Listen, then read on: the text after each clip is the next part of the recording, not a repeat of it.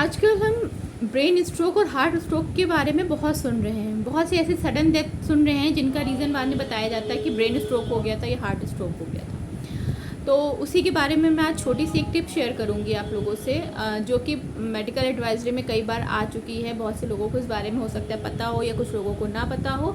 बहुत सिंपल सा पैटर्न है, अगर हम लोग इसको एक अपनी आदत बना लें तो हम फ्यूचर में काफ़ी हद तक इस चीज़ से बच सकते हैं। तो इस वीडियो में मैं उसी के बारे में बात करने जा रही हूँ। उससे पहले अगर आपने मेरी वीडियो को सब्सक्राइब नहीं करा है तो प्लीज़ मेरे चैनल को सब्सक्राइब कर दें, मेरी वीडियो को लाइक करें और शेयर करें। तो अब स्टार्ट करते हैं कि जैसे जैसे मौसम बढ़ रहा है, ठंड की तरफ जा रहा है, ठंड आएगी, हम सुनने लगेंगे, पेपर में पढ़ने लगेंगे, न्यूज़ में आने लगता है कि स्ट्रोक के केसेस बहुत बढ़ गए। तो उसका मेन रीज़न क्या होता है, और बाथरूम में स्ट्रोक बहुत ज़्यादा आता है। हम अक्सर ये सुनते हैं सर्दी के मौसम में कि कोई एक इंसान ठीक है, उसने रात में अपनी फैमिली के साथ खाना खाया, फिट था, और वो सुबह बाथरूम जाता है और अचानक से वहाँ पे स्ट्रोक हो जाता है, वो बेहोश हो जाता है, कोमा में चला गया, या अक्सर उसकी डेथ भी हो जाती है। तो इसका जो मेन रीज़न है वो ये है कि जब हम सर्दियों में बाहर के अपने बिस्तर से, गर्म बिस्तर से उठ करके अचानक से हम बाथरूम में चले आते हैं, वहाँ का टेम्परेचर होता है बहुत ज़्यादा ठंडा। अगर अब ऐसे में, क्योंकि अब ज़्यादातर बाथरूम में क्या होता है, शावर लगा होता है, तो लोग शावर ऑन करते हैं जिससे कि सीधा पानी उनके सर पे गिरता है।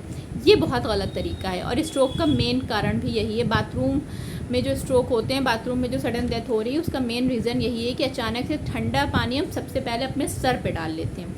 उसके लिए बहुत एक आसान ट्रिक है जो हमें नहाने में फॉलो करनी चाहिए। जैसा कि पहले क्या होता था, जब लोग तालाब पे या नदियों में नहाने जाते थे, तो हम लोग ने भी देखा है, हम लोग सुनते आ रहे हैं कि वो लोग पहले जो भी नहाने जाते हैं नदी में क्या करते हैं, अपने पैर पानी में डालता है। वो पैरों के थ्रू, तलवों के थ्रू पानी को महसूस करता है, पानी का टेम्परेचर बॉडी को फील कराता है, फील करना चाहता है पानी का टेम्परेचर कैसा है। उसके बाद धीरे धीरे उसके घुटने पानी में भीगते हैं, फिर कमर का हिस्सा, फिर गर्दन, और सबसे आखिर में सर।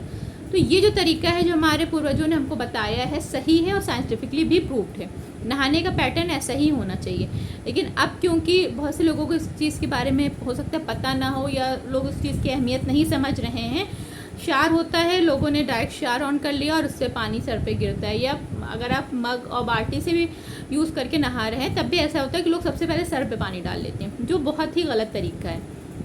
उसके लिए सबसे आसान जो एक छोटी सी ट्रिक है वो ये करनी है, और इसको हमें अपनी आदत बना लेनी है कि जब भी हम नहाने जाएं तो क्या करना है हमें। पहले तो सर्दियों हैं तो हमें ठंडे पानी से बिल्कुल नहीं नहाना। हमें, अगर बहुत से लोग होते हैं गर्म पानी नहीं इस्तेमाल करना चाहते हैं, तो आप गुनगुने पानी का इस्तेमाल करें। दूसरा ये कि जब भी आप सर पे पानी डालें तो ठंडा पानी नहीं डालें और डायरेक्ट सर पे नहीं डालें। अक्सर ऐसा होता है कि हम डायरेक्ट सर पे पानी डालते हैं, जिससे हमारे ब्रेन में एक एड्रेनल हार्मोन होता है जो कि बहुत तेज़ी से रिलीज़ होता है ब्रेन में। वो बॉडी का टेम्परेचर कंट्रोल करना चाहता है, क्योंकि बॉडी तो गर्म एटमॉस्फेयर से आ रही है और अचानक से उस पर ठंडा पानी सर पे पड़ गया, तो वो हार्मोन तेज़ी से दिमाग में निकलने लगता है, जिसका काम होता है बॉडी के टेम्परेचर को कंट्रोल करना। जिससे क्या होता है, बीपी इंसान का बहुत तेज़ी से शूट कर जाता है, बीपी बढ़ जाता है, जिससे उसको ब्रेन स्ट्रोक हो सकता है। या तो उसकी दिमाग की नसें फट जाएंगी ब्रेन हैमरेज के फॉर्म में, या तो ब्रेन में क्लॉटिंग हो जाएगी, इतना ब्लड प्रेशर तेज़ होगा कि ब्रेन में कहीं ना कहीं क्लॉट हो जाएगा, या हार्ट स्ट्रोक भी हो सकता है। इस वजह से ही बाथरूम में जो हार्ट अटैक होता है या ब्रेन स्ट्रोक होता है, उसका मेन रीज़न ये है कि हम बाथरूम में जा कर के ठंडा पानी डायरेक्ट सर पे डाल लेते हैं। जबकि सही तरीका क्या होना चाहिए कि सबसे पहले आप अपने पैरों पे पानी डालिए, फिर अपने घुटने पे पानी डालिए, फिर अपने कमर और अपने पेट का हिस्से पे पानी डालिए, और उसके बाद सबसे आखिर में सर पे पानी डालना चाहिए। ये तरीका है। इस तरीके से अगर हम नहाएंगे तो हम ब्रेन स्ट्रोक से काफ़ी हद तक ही खुद को बचा सकते हैं।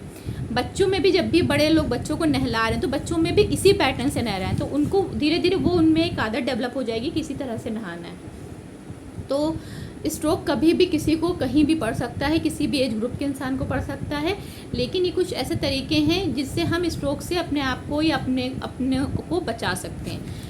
वैसे तो ब्रेन स्ट्रोक किसी भी एज में हो सकता है, लेकिन सबसे ज़्यादा जिन लोगों को बीपी का इशू है, ओबेसिटी है, या हार्ट डिजीज़ है, या डायबिटीज़ है, तो ऐसे लोग इसके हाई रिस्क पर हैं। या एजड लोग जो बुज़ुर्ग लोग हैं, उनको भी बाथरूम में ब्रेन स्ट्रोक और हार्ट स्ट्रोक होने का ख़तरा बहुत ज़्यादा होता है। तो जब भी आप नहाएं, अगर आप के शुगर है, आप डायबिटिक हैं, बीपी आपका हाई रहता है, या आप ओबेसिटी है, या इस तरह की किसी भी तरह की अगर आपके पहले से डिजीज़ है, तो आप ब्रेन स्ट्रोक और हार्ट स्ट्रोक के ख़तरे पर ज़्यादा हैं। इसलिए थोड़ा सा अपने खान पान में संयम रखें, और जब भी एक छोटी सी बात जो मैंने बताई बाथरूम स्ट्रोक को रोकने के लिए, इसको फॉलो करें। नहाने के वक्त पे इस पैटर्न से नहाएं, तो जिससे काफ़ी हद तक कि इस चीज़ से बचा जा सकता है। छोटी सी अवेयरनेस की बात है, बहुत बड़ी कोई चीज़ नहीं है, लेकिन अक्सर ऐसा होता है ना कि छोटी छोटी चीज़ें ही हमें बहुत बड़े लेवल पे जाके हेल्प कर सकती हैं।